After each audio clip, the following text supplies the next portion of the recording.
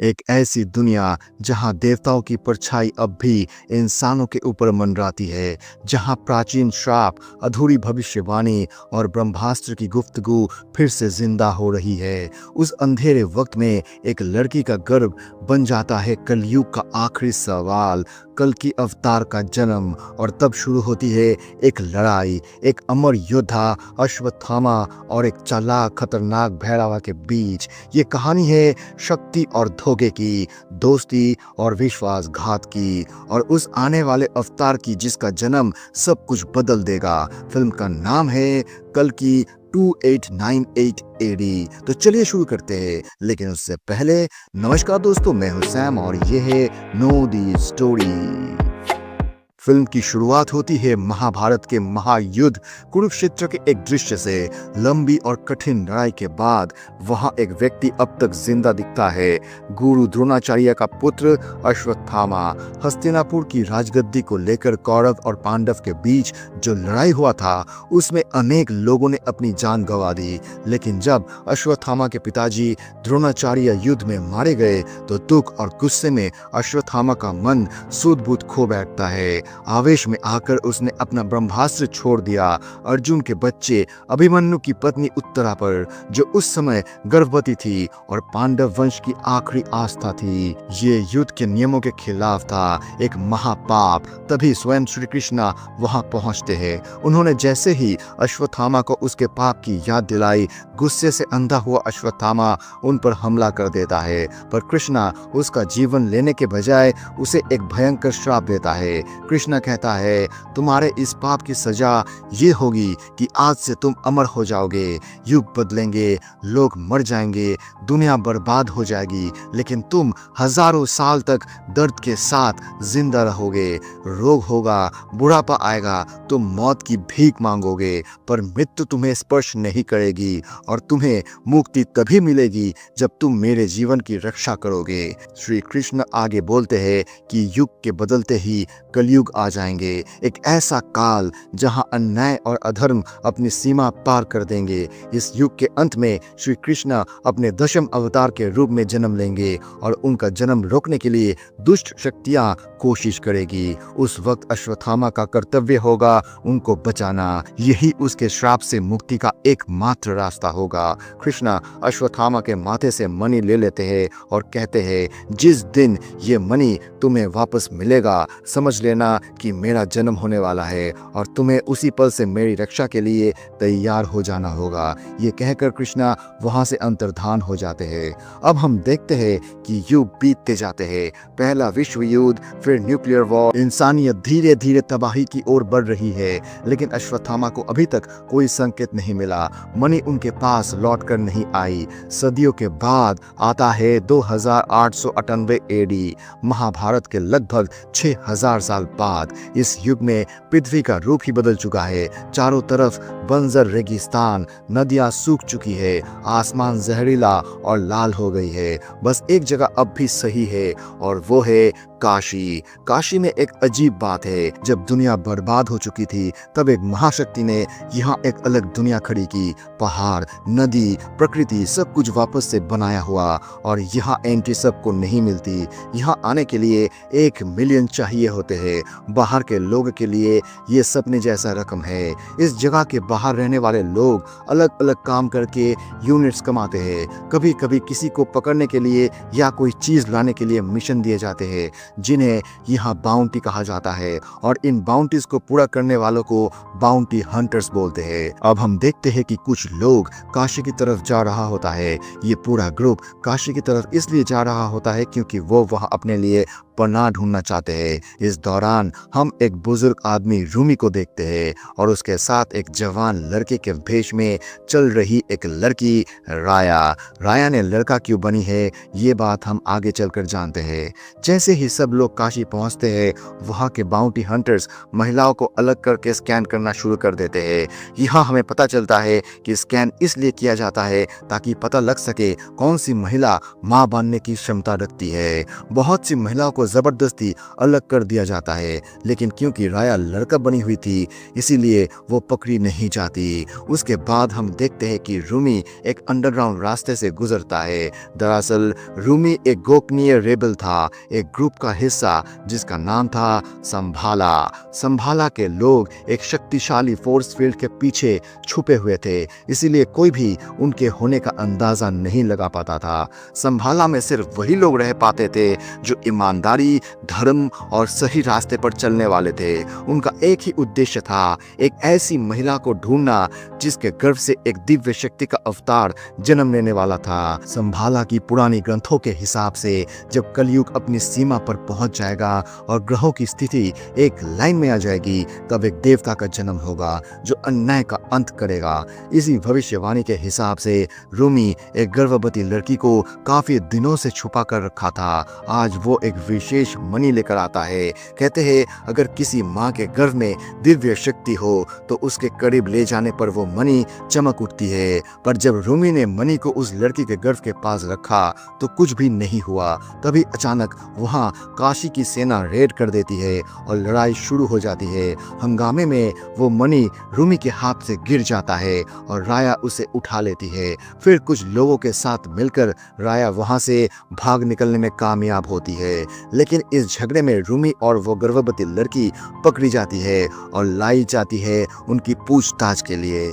यहाँ के अधिकारी कमांडर मानस वहां आता है। मानस संभाला का वजूद जानकर गुस्से में आ जाता है और उन लोगों से उसका पता मांगता है, पर ना रूमी कुछ बताता है ना वो लड़की। गुस्से में मानस दोनों को मार डालता है। उसके बाद बाकी लोगों को पकड़ने के लिए वो 10,000 यूनिट्स का बाउंटी अनाउंस कर देता है। इतनी बड़ी रकम सुनकर काशी के सारे बाउंटी हंटर्स चौंक जाता है। इसी दौरान एंट्री होती है एक आदमी जिसका नाम है भैरवा।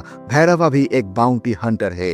उसका सपना है 1 मिलियन यूनिट जोड़कर अंदर जाकर एक अच्छी जिंदगी जीना। पर भैरवा की एक बड़ी प्रॉब्लम है, वो कमाता कम है, उड़ाता ज्यादा है। एक दिन तो हद ही हो जाता है। वो काशी से रिजेक्ट हुई एक पुरानी गाड़ी खरीद लेता है। उस गाड़ी का सबसे खास चीज है उसका रोबोट असिस्टेंट बुज्जी। रोबोट होते हुए भी बुज्जी के इमोशंस और इंटेलिजेंस बिल्कुल इंसान जैसे है। संभाला के लोगों पर बाउंटी की खबर सुनकर भैरवा तुरंत निकल पड़ता है। यहाँ रूल होता है जो पहले बाउंटी ले आएगा इनाम उसी का। आखिरकार भैरवा एक को पकड़ने में कामयाब हो जाता है। दूसरी तरफ हम देखते हैं उन महिलाओं को जिन्हें मां बनने की क्षमता के कारण पकड़ कर लाए थे। अब सच्चाई सामने आती है। ये महिलाएं एक स्पेशल प्रोजेक्ट का हिस्सा होती है जिसका नाम है प्रोजेक्ट के। काशी का जो महान लीडर है यस्किन, उसकी एक अजीब मानसा होती है। वो एक फार्मूला महिलाओं के शरीर में डालते हैं ताकि उनके गर्भ में बच्चा हो। इन गर्भवती महिलाओं का बहुत ध्यान रखा जाता है, पर यह सब सिर्फ दिखावा होता है। यस्किन का असली मकसद बच्चा नहीं होता, बल्कि उन बच्चों के 120 दिन होने पर माँ के गर्भ में बनने वाला सीरम होता है। ये सीरम उसके लिए बहुत कीमती होता है। पर प्रॉब्लम ये थी कि कोई भी महिला 100 दिन से ज्यादा बच्चा संभाल नहीं पाती। या तो गर्भ टूट जाता या तो मां मर जाती। इसीलिए एक अलग ग्रुप बनाया गया उन महिलाओं का जो प्रेग्नेंट नहीं हो पाई और इन्हें गर्भवती महिलाओं की देखभाल में लगाया जाता था। यहाँ हम मिलते हैं एक लड़की से जिसका कोड नेम है SUM88। वो एक गर्भवती महिला की सेवा करती है। अब सवाल उठता है ये सीरम करता क्या है। इसका जवाब मिलता है जब कमांडर मानस एक 98 दिन की गर्भवती महिला के सीरम निकलवाने का ऑर्डर देता है। यस्किन ने उसे कहा था कि उसे 120 दिन का सीरम चाहिए, पर साइंटिस्ट लोग कहते हैं कि 100 दिन तक कोई टिक नहीं पा रहा। मजबूरी में मानस 98 दिन पर ही निकलवाता है। मशीन लगाकर सीरम निकाला जाता है और दर्द से तड़पती वो महिला तुरंत मर जाती है। उसके बाद उसके शरीर को एक टनल में डालकर जला दिया जाता है। यहाँ महिलाओं की कोई कीमत नहीं, वो सिर्फ सीरम पैदा करने की मशीन जैसे बन बन चुकी है। साइंटिस्ट लोग बार बार मानस से पूछते हैं कि यास्किन को 120 दिन का सीरम क्यों चाहिए। मानस को भी इसका जवाब नहीं पता। साइंटिस्ट लोग कहते हैं कि जब तक असली रीजन नहीं पता लगेगा उन्हें सोल्यूशन नहीं मिल पाएगा। इस बात को सुनकर मानस फैसला करता है वक्त आ गया है यास्किन से साइंटिस्ट को मिलाने का। यहाँ साइंटिस्ट एक और चालाकी करता है, वो असली सीरम की जगह एक दूसरी सीरम लेती है यास्किन को मारने के इरादे से। फिर टीम रवाना होती है और सबसे पहले उनकी मुलाकात होती है बनी से। बनी उन्हें एक बहुत बड़े एलिवेटर में बिठाकर सीधा यास्किन के पास ले जाता है। अब हम यास्किन से मिलते हैं। पतला सा शरीर, पूरे जिस्म पर तारों की जाली, जैसे किसी अजीब मशीन से जोड़ा गया हो। पानी के ऊपर हवा में मंडराता हुआ और उसके आसपास घूम रहे 5 चमकते गोले। यही गोले उसके हाथ पैर का काम करते हैं। बड़ी मुश्किल से इंसान लगता था। कमांडर मानस जब उसे सीरम देता है तो यास्किन अपने सीने के बीच बनी एक खुली गहरी जगह में हाथ घुसाकर अपने आप को रिचार्ज करना शुरू करता है। तब सबको यकीन हो जाता है यास्किन की जिंदगी का सहारा वो सीरम है। लेकिन इस बार ये सीरम गलत था, इसीलिए रिचार्ज होने की जगह यास्किन जोर से पानी में गिरकर गायब हो जाता है। सब लोग हैरान हो जाते हैं। कुछ पल बाद यास्किन फिर उभर कर बाहर आता है, लेकिन इस बार वो पूरी तरह गुस्से की आग में जल रहा होता है। वो सीधा साइंटिस्ट की गर्दन पकड़कर पूछता है, तू मुझे क्यों मारना चाहता था? साइंटिस्ट डरकर भी सच बोल देता है, मैं तुम्हारे हाथों से इंसानियत को बचाना चाहता था। साइंटिस्ट एक छुरी से यास्किन को चोट पहुंचाने की कोशिश भी करता है, पर यास्किन पर उसका कोई असर नहीं होता। वो सिर्फ मुस्कुराता है, मैं मौत को कई बार हरा चुका हूँ, तुम लोगों से ज्यादा मैं ही तुम्हारी हिफाजत कर रहा हूँ। तुम इंसानों ने प्रकृति को बर्बाद कर दिया था और मैं प्रकृति को बचाने के लिए तुम्हें मिटा रहा हूँ। और बस यास्किन अपनी आंख से टपका हुआ एक आंसू साइंटिस्ट को पिला देता है। जैसे ही आंसू उसके अंदर जाता है साइंटिस्ट तड़प कर मर जाता है। इससे पता लग जाता है कि यास्किन की असली ताकत कितनी खतरनाक है। फिर यास्किन मानस को ऑर्डर देता है, अब चाहे जो हो मुझे 120 दिन का सीरम चाहिए, तैयार करो। यास्किन वापस अपने ध्यान में चला जाता है। अब जिनसे बच्चा पैदा नहीं होता था उनका एक अलग ग्रुप था, उनमें SUM-88 भी थी, पर अनजाने में वो प्रेग्नेंट हो जाती है और उसके गर्भ का बच्चा 150 दिन का होता है, जबकि किसी औरत का बच्चा 100 दिन से ऊपर टिकता ही नहीं था। ये बात SUM-88 किसी को नहीं बताती। वो चाहती थी कि बच्चा जिंदा पैदा हो, पर आखिरकार उसकी दोस्त लिली को सच पता चल जाता है। लिली सोचती है अगर SUM-88 का सीरम यास्किन को दे दिया जाए तो उनकी जिंदगी बदल सकती है, पर SUM-88 तैयार नहीं होती। इधर भैरवा अपनी बाउंटी लेकर आ रहा होता है। जो आदमी उसके पास होता है वो भैरवा से कहता है, तुम मेरे हीरो हो, मैंने सुना है कि तुम कभी नहीं हारा, मुझे छोड़ दो, मैं तुम्हारे साथ रहना चाहता हूँ। भैरवा पहले थोड़ा पिघलता है पर फिर बोलता है, मैं खुदगर्ज आदमी हूँ, मैं सिर्फ अपने फायदे की सोचता हूँ। फिर वो अपना अतीत बताता है। बचपन में एक जंग ने उसके माँ बाप को मार दिया, एक कैप्टन ने उसे बचाया, ट्रेनिंग दी, जीना सिखाया और ये भी सिखाया कि दुनिया में सिर्फ अपना ही सोचो। पर कैप्टन एक बड़ा जुआरी था, जुआ में सब कुछ हारकर भैरवा को बेचने जा रहा था। पर तब भैरवा सीख चुका था खुदगर्ज होना कैसा है, इसीलिए बेचने से पहले भैरवा ने ही कैप्टन को बाउंटी के लिए पकड़ा दिया। कैप्टन गुस्सा नहीं हुआ बल्कि खुश हुआ, क्योंकि ये सबक उसी ने सिखाया था। पर भैरवा की लाइफ में सबसे बड़ी प्रॉब्लम थी उधारी। हर किसी से पैसे लिए, किसी को चुकाए नहीं। घर की मालिक रॉक्सी को भी 10 साल से किराया नहीं दिया था, पर रॉक्सी पैसे नहीं, भैरवा का प्यार चाहती थी। रॉक्सी को काशी में जॉब मिल जाती है और भैरवा उसे रिक्वेस्ट करता है कि कुछ पल के लिए ही सही मुझे अंदर ले चलो। रॉक्सी मुश्किल से 1 घंटे का पास लाती है। भैरवा अंदर जाता है, खुशी से पागल हो जाता है। वहाँ स्वर्ग जैसा होता है, पर फिर गार्ड पकड़ लेते हैं और उसे बाहर धक्के मारकर निकाल देते हैं। तभी से असली किस्सा शुरू होता है। इसी वक्त काउंसिलर बानी को गंगा के बीच एक प्राचीन ब्रह्मा ब्रह्मास्त्र मिलता है। इधर लिली SUM-88 का राज सबको बता देती है। कमांडर मानस हैरान, 150 दिन का बच्चा, अगर इसका सीरम यस्किन को मिल जाए तो वो और शक्तिशाली हो जाएंगे, इसीलिए वो जबरदस्ती सीरम निकालना शुरू कर देते हैं। इधर राया अंदर के लोगों से बचती हुई एक पुराने मंदिर तक पहुंच जाती है और वहां मिलती है महाभारत के अमर योद्धा अश्वत्थामा से। वही अश्वत्थामा जिसे कृष्णा के श्राप के बाद बुढ़ापे और रोग ने जकड़ लिया था। अश्वत्थामा पहले ही राया का रोबोट तोड़ देता है। राया उसे देखकर हैरान, तुम जैसे योद्धा अगर हमारे साथ हो जाओ तो हम जीत सकते हैं। पर अश्वत्थामा सिर्फ एक चीज का इंतजार कर रहा होता है, कृष्णा के अवतार कल्कि का जन्म। उस अवतार की रक्षा करके ही वो अपना श्राप मिटा सकता था। दूसरी तरफ SUM-88 के पेट से सिर्फ एक बूंद सीरम निकलते ही पूरा पावर सिस्टम बंद हो जाता है। अश्वत्थामा का शरीर भी कांपने लगता है। ब्रह्मास्त्र से तेज प्रकाश निकलकर बानी को पीछे फेंक देता है। सबको लगता है आज कुछ बड़ा होने वाला है। मशीन बंद होने से पहले SUM-88 को टनल में डाल दिया जाता है जहां वो मरने ही वाली थी, पर उसी वक्त लिली उसे बचा लेती है। यहाँ हमें एक सच पता चलता है, लिली एक संभाला अंडरकवर एजेंट थी और वो हमेशा से एक औरत की तलाश में थी जिसके गर्भ में कोई देव शक्ति जन्म ले सके। SUM-88 को गुप्त रास्ते से वो निकाल के ले जाती है। इधर अश्वत्थामा को भी सब संकेत मिल जाते हैं, गंगा का सूखना, नक्षत्रों की पोजीशन और वो चमकता पत्थर जो रूमी के पास मिला था, ये वही मणि थी जो कृष्णा ने कभी अश्वत्थामा से छीन ली थी। अब वो दोबारा उसके पास आ चुकी थी। इसका मतलब कल्कि आने वाला है। अश्वत्थामा मणि को सिर पर रखता है और पल भर में उसके सारे घाव, रोग, सारी कमजोरियां ठीक हो जाती है। वो फिर से वीर योद्धा बनकर उठ खड़ा होता है और बिना देरी किए कल्कि को बचाने निकल पड़ता है। SUM-88 और लिली गुप्त रास्ते से भाग रही होती है और आगे पूरा रास्ता आग से भरा होता है। बाहर निकालना नामुमकिन, पर SUM-88 अपने बच्चे को बचाने के लिए बिना सोचे आग में घुस जाती है। आग उसे छू भी नहीं पाती क्योंकि उसके गर्भ में कृष्णा का 10वीं अवतार कल्कि था। SUM-88 बिना जले बाहर आ जाती है।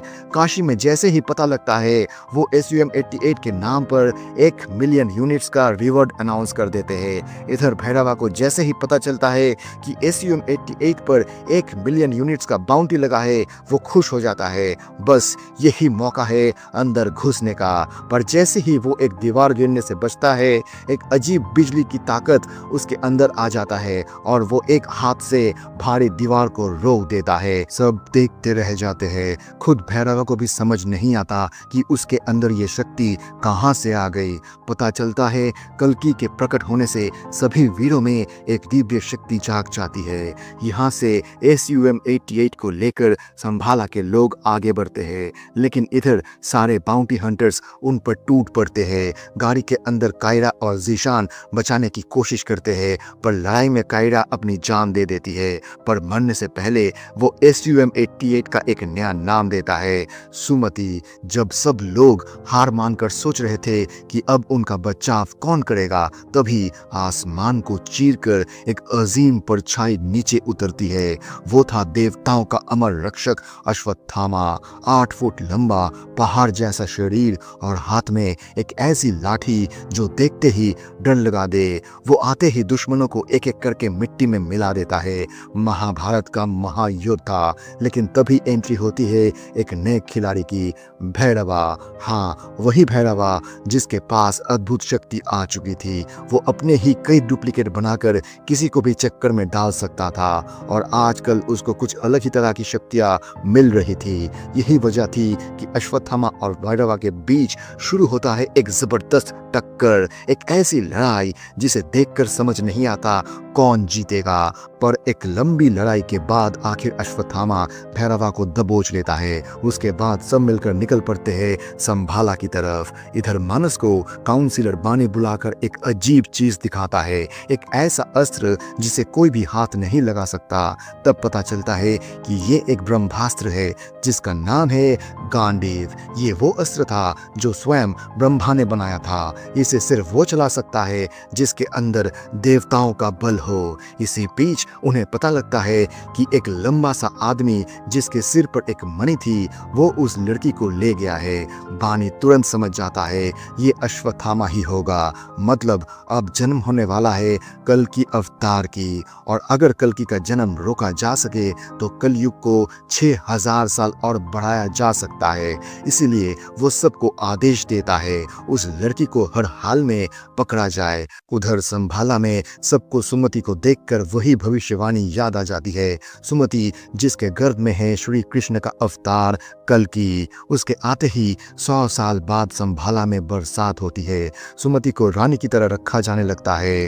राया और अश्वत्थामा बैठकर बातें करते हैं। राया मजाक में बोलता है, यार इस पुरानी लकड़ी को फेंक दो, कोई हाईटेक गन ले लेते हैं। पर अश्वत्थामा बताता है ये लाठी कोई आम हथियार नहीं, ये एक प्राचीन ब्रह्मास्त्र है जो उसके मित्र कर्ण का था।